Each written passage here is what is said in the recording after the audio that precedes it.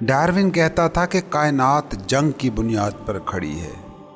اپنے سائنسی ثبوتوں سے شاید اس نے یہ ثابت بھی کر دیا ہو، کیونکہ جہاں تک ثبوتوں کا معاملہ ہے تو ان کی نیچر ہی ایسی ہوتی ہے کہ جہاں آپ کا فوکس ہے، جو ثبوت آپ ڈھونڈنے نکلے ہیں ویسے ہی ثبوت آپ کو ملتے ہیں۔ ڈارون کو جنگل میں درندے شکار کرتے اور چھوٹے جانور بچتے اور اپنے سے کمزور جانوروں کو مارتے نظر آئے، لیکن جنگل کے اس ایکو سسٹم میں موجود باہمی تعاون، کوآپریشن کو اس نے دیکھا ہی نہیں۔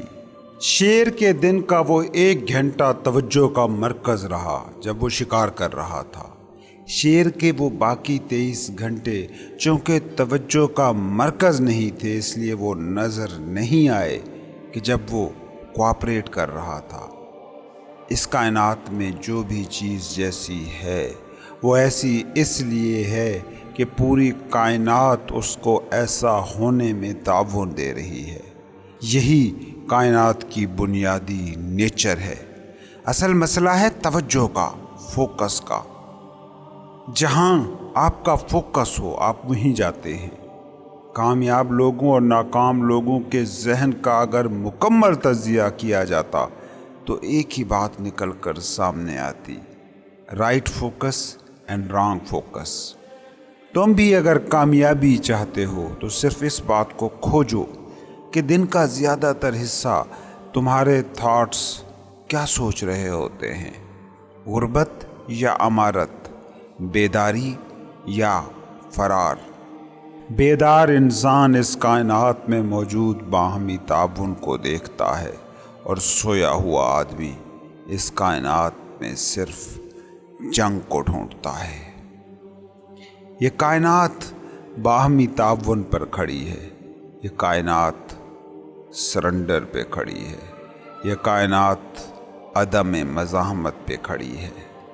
ریزسٹنس صرف انا کا ایک فریب ہے جس سے وہ خود کو موٹا کرتی ہے، اور جنگ صرف انا ہی دیکھتی ہے کیونکہ اس کی سانسیں ہی مقابلے پر ریزسٹنس پر چلتی ہیں۔ تم بچوں کو دیکھتے ہو، بات بے بات گرتے ہیں، خام خواہ چوٹیں کھاتے رہتے ہیں۔ ایک چلنا سیکھ رہا بچہ ایوریج ایک دن میں جتنا گرتا ہے اتنا اگر ایک بڑا آدمی اپنی پوری زندگی میں بھی گرے تو اس کی ایک بھی ہڈی سلامت نہ رہے۔ ایسا کیوں ہوتا ہے؟ کیا بڑے آدمی کی ہڈیاں پسلیاں چھوٹے بچوں سے زیادہ نرم و نازک ہوتی ہیں؟ بڑا ایک بار گرے چوٹ کھا کے ہسپتال جا پہنچتا ہے، لیکن ایسی 20 چوٹیں بچہ روز کھاتا ہے اور تھوڑی دیر رو دھو لینے کے بعد پھر کھڑا ہو جاتا ہے، پھر کھیلنا شروع ہو جاتا ہے۔ عقل کے جو تمہارے ترازو ہیں ان کے حساب سے سوچیں تو اصول یہ ہونا چاہیے تھا کہ بچے کو چوٹ لگتی اس کی ہڈیاں ٹوٹتی اور بڑے کو نہ لگتی، کیونکہ بڑے کی ہڈیاں بچوں کی طرح کمزور اور کومل نہیں ہوتی۔ بڑوں کی ہڈیاں تو زیادہ طاقتور ہوتی ہیں، زیادہ مضبوط ہوتی ہیں، مگر فریکچر ہمیشہ بڑے کی ہڈیاں ہوتی ہیں، بچے کی نہیں۔ بچہ گرتا ہے، روتا ہے، اٹھتا ہے، پھر کھیلنے لگتا ہے۔ تم گرتے ہو، سیدھے ایمبولینس پہ سوار ہسپتال پہنچ جاتے ہو۔ اگر طاقتور ہونا ہی فتح ہوتا، اگر طاقتور ہونا ہی تحفظ ہوتا، سیفٹی ہوتی، تو بچے کی ہڈیاں ٹوٹتی، بڑے کی نہیں۔ اس کو دوسری مثال سے سمجھو۔ کبھی تم نے شرابی کو دیکھا ہے راستے پہ کیسے گرتا پڑتا جاتا ہے؟ آپ کسی شرابی کی طرح ذرا گر کر دیکھیں، کہاں کہاں سے ہڈی ٹوٹتی ہے۔ شرابی روز رستوں پہ گرتا ہے، روز ہی صبح گھر پہنچ جاتا ہے، نہ ہڈی ٹوٹتی ہے نہ کچھ ہوتا ہے۔ شرابی میں وہ کیا راز ہے؟ اس میں بھی وہی بچے والا راز ہے۔ اصل میں بچے کو پتہ ہی نہیں ہوتا کہ وہ گر رہا ہے، اصل میں بچے کو پتہ ہی نہیں ہوتا کہ وہ گر رہا ہے۔ وہ جھک جاتا ہے اور گرنے سے راضی ہو جاتا ہے، ریزسٹ نہیں کرتا، مزاحمت نہیں کرتا، وہ نیچر کی پوری اسکیم کے ساتھ تعاون کر جاتا ہے۔ شرابی بھی یہی کرتا ہے، کیونکہ جب وہ گر رہا ہوتا ہے اسے ہوش ہی نہیں ہوتا، بے ہوش ہوتا ہے، اس سے پتہ ہی نہیں چلتا کہ وہ گر رہا ہے اور وہ بڑے مزے سے گر جاتا ہے۔ مگر تم لوگوں کے ساتھ کیا ہوتا ہے؟ آپ لوگ جب گر رہے ہوتے ہیں تو آپ کو پتہ ہوتا ہے کہ آپ گر رہے ہیں، اور اس پتہ ہونے کی وجہ سے آپ مزاحمت کرتے ہیں، گرنے سے بچنے کی کوشش کرتے ہیں، کمپیٹ کرتے ہیں کہ نہیں گرنا۔ زمین کی کشش، گریویٹیشنل فورس تمہیں نیچے کی طرف کھینچتی ہے، تم اس کو ریزسٹ کرتے ہو۔ اس مقابلے میں، اس جنگ میں ہڈیاں ٹوٹتی ہیں، گرنے سے نہیں، ریزسٹنس سے ہڈیاں ٹوٹتی ہیں۔ فقیر کیا کہتا ہے؟ فقیر کہتا ہے کہ گر جاؤ، جب گر ہی رہے ہو تو گر جاؤ، لڑو مت، مزاحمت مت کرو، خود اپنی طرف سے گر جاؤ، ساتھ دو کشش ثقل کا، یقین مانو ہڈیاں نہیں ٹوٹیں گی۔ وہ بچہ جو گرتا ہے اور ہڈیاں نہیں توڑواتا، وہ انجانے میں یہی کر رہا ہوتا ہے۔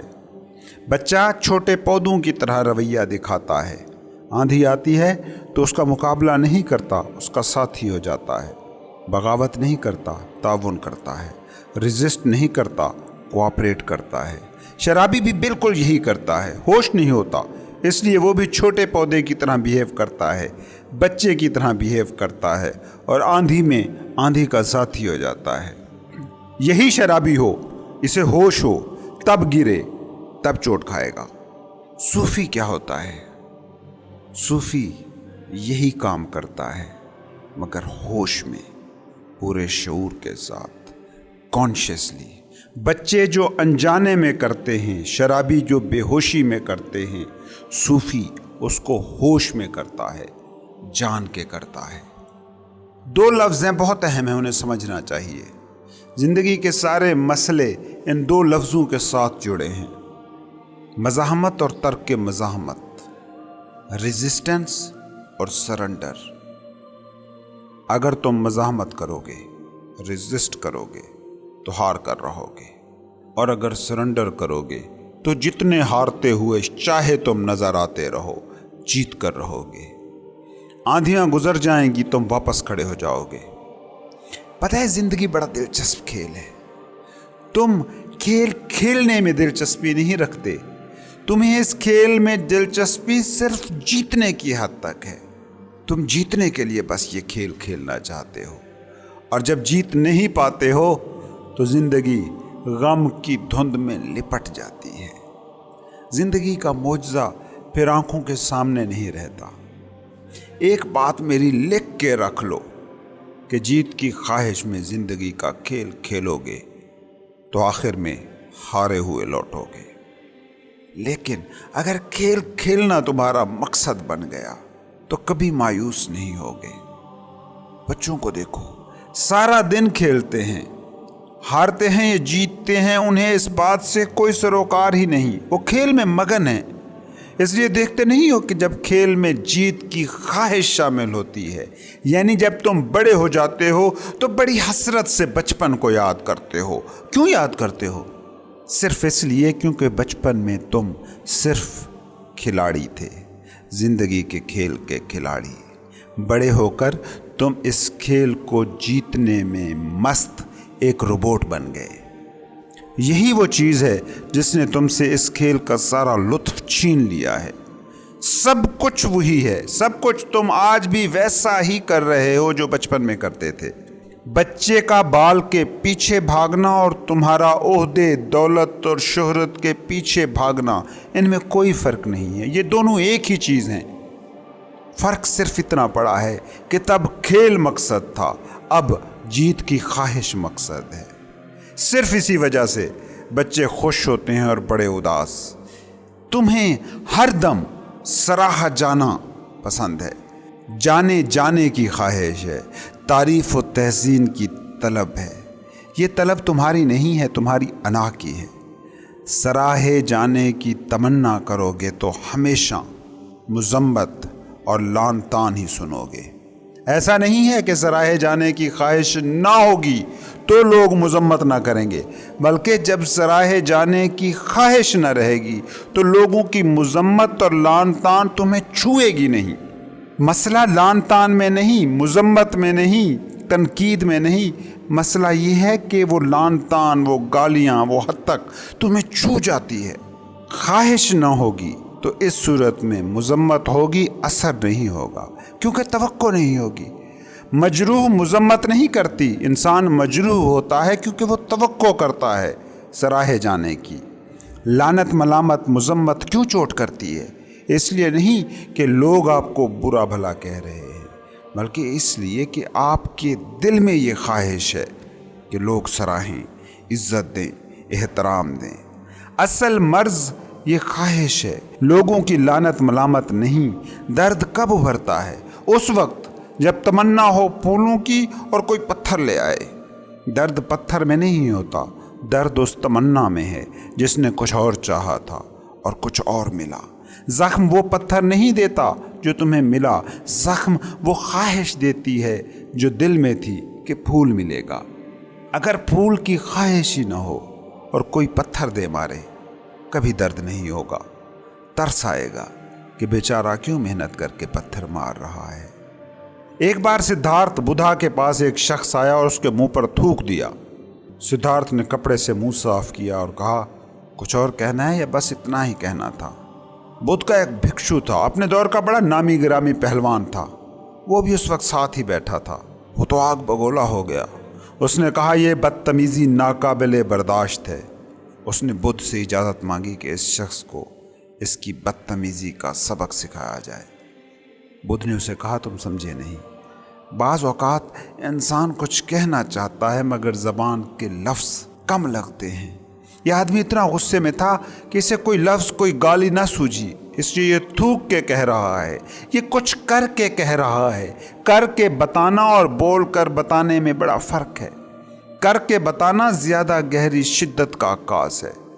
تم دیکھتے نہیں کہ کسی پر بہت پیار آ رہا ہو تو تم کہتے نہیں ہو کہ مجھے تم سے پیار ہے، بلکہ بس اسے گلے سے لگا لیتے ہو، خاموشی سے کچھ کر کے اسے بتاتے ہو کہ میں یہ محسوس کر رہا ہوں۔ جب انسان کے لفظ کمزور پڑ جائیں تو اس وقت ایکشن سے آدمی بولتا ہے۔ بدھ نے بھکشو کو کہا کہ تو ناحق ناراض ہو رہا ہے، اس بیچارے کو دیکھ اس کا غصہ ابل رہا ہے، اور بالفرض اس نے مجھ پر تھوک کر کوئی غلطی بھی کی ہے تو اس نے کی ہے۔ تو آگ بگولا ہو کر سزا خود کو کیوں دیتا ہے؟ اس کو معاف کیا جا سکتا ہے کہ زندگی کے رازوں سے یہ شخص آگاہ نہیں۔ تم کو کیسے معاف کیا جا سکتا ہے کہ تم تو خود کو بھکشو کہتے ہو، خود کو راہ صداقت کا مسافر سمجھتے ہو۔ اس بات کو سمجھو، زندگی چند اصولوں پر کھڑی ہے۔ جب تک یہ اصول زندگی میں آ نہیں جاتے، زندگی خود اپنی بنیاد پر کھڑی نہیں ہوگی۔ ان اصولوں کو اپنی تقریروں، نصیحتوں اور مشوروں کا حصہ نہ بناؤ، زندگی کا حصہ بناؤ۔ سادہ سا اصول ہے کہ غصہ نہیں کرنا چاہیے۔ غصہ ایسے ہی ہے جیسے کسی اور کے کیے کی سزا خود کو دینا۔ اب بھاشنوں، تقریروں، نصیحتوں میں اس اصول کو سبھی بیان کر رہے ہیں، لیکن بتاؤ کہ عملی زندگی میں تمہیں یہ اصول کہیں نظر آتا ہے؟ اصل میں مشورہ دینا بہت آسان ہے، اور میں تمہیں بتاؤں کہ مشورہ دینا کوئی ذہین، کوئی دانشور ہونے کی علامت نہیں ہے۔ اس دنیا میں سب سے زیادہ جو چیز دی جاتی ہے وہ ہے مشورہ، اور جو سب سے کم لی جاتی ہے وہ بھی ہے مشورہ۔ اس بات کو سمجھو کہ جب تک زندگی مقابلہ رہے گی، جب تک اس زندگی کو تم کمپٹیشن سمجھتے رہو گے، تم سکون سے محروم رہو گے۔ جب زندگی کو کھیل سمجھنا شروع کرو گے تو ہی پھر اسے تم انجوائے کر سکو گے۔ جب زندگی انا کے کنٹرول میں ہوتی ہے تو مقابلہ ہوتا ہے، کمپٹیشن ہوتا ہے، جیسی کہ یہ تمہاری دنیا ہو گئی ہے۔ اور جب زندگی بینگ کے کنٹرول میں ہوتی ہے تو یہ کھیل بن جاتی ہے، یہ صوفی کا رقص بن جاتی ہے۔ اس پر ذرا غور کرنا۔ تم عزت چاہتے ہو، ذلت سے بچنا چاہتے ہو۔ تمہارا ہمسایہ بھی یہی چاہتا ہے۔ تمہارے ارد گرد موجود جتنے لوگ ہیں سارے یہی چاہتے ہیں نا۔ سارا جہان عزت چاہتا ہے، ذلت سے بھاگتا ہے۔ کامیابی، جیت، فتح سب چاہتے ہیں، اور جہاں سبھی عزت چاہتے ہوں وہاں کوئی اس دوڑ میں آگے نکلے گا، کوئی رہ جائے گا۔ جو آگے نکل جائے گا باقی کے سارے لوگ اس کو ذلیل کرنا شروع کر دیں گے۔ کیوں؟ کیونکہ جو خود کو اوپر لے جانا چاہتا ہو اس کے لیے دوسروں کو گرانا ناگزیر ہے۔ دیکھتے نہیں ہو اپنے سیاستدانوں کو، اپنے مولویوں کو، اپنے ادیبوں کو، وہ اونچائیوں کو چھونے کے لیے کیسے دوسروں کو نیچے گراتے ہیں، خود کو مومن دکھانے کے لیے کیسے دوسروں کو کافر قرار دلواتے ہیں، خود کو محب وطن ثابت کرنے کے لیے کیسے دوسروں کو غدار قرار دلواتے ہیں۔ اگر تو اس اصول پر عظمت چاہتے ہو तो कुछ को जिल्लत की गहराइयों में गिरा साबित करना ही होगा। ऐसी कामयाबी को तुम कामयाबी मान ही नहीं सकते जिसमें दूसरों की नाकामी ना हो। ऐसी इज्जत को तुम इज्जत कहते ही नहीं हो जिसमें दूसरों की जिल्लत ना हो।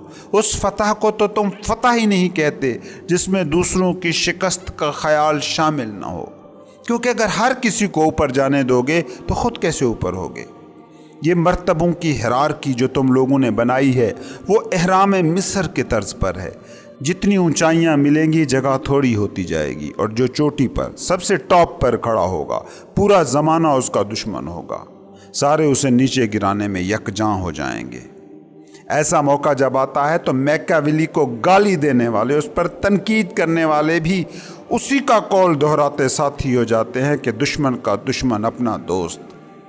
देखते नहीं हो सियासी जोड़ तोड़, देखते नहीं हो मुल्कों के साथ ताल्लुकात की नोयत। ये ऊपर मौजूद शख्स को नीचे गिराने में एकजुट हो जाते हैं, और कल जब वो गिर जाएगा तो ये लोग फिर आपस में लड़ेंगे, क्योंकि फिर सवाल उठेगा चोटी पर कौन। दूसरी जंग अजीम में क्या हुआ? अजली दुश्मन दोस्त बन गए। कोई सोच सकता था स्टालिन, चर्चिल, रोजवेल्ट साथ खड़े होंगे? ख्याल से परे था ये तसव्वुर। लेकिन जब हिटलर हदों से बाहर निकल गया, हिरारकी के इहराम मिस्र पर टॉप पर पहुंचने वाला हो गया, तो उन्हें साथ मिलने में कोई मसला ना रहा। सब भूल भाल कर दोस्त बन गए।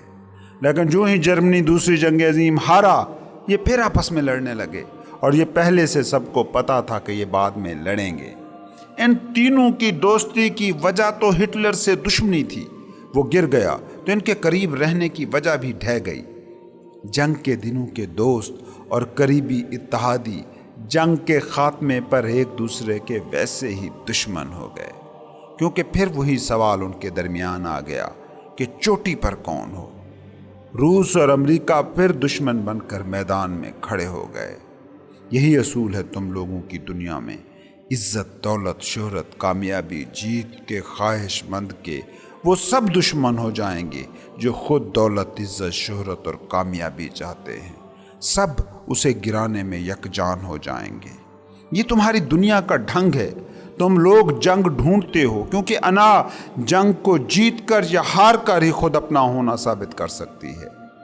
दूसरी तरफ तुम्हारी बीइंग है जिसे खुद को साबित करने के लिए किसी को मिटाने, हराने, जलील करने की कोई ज़रूरत नहीं होती।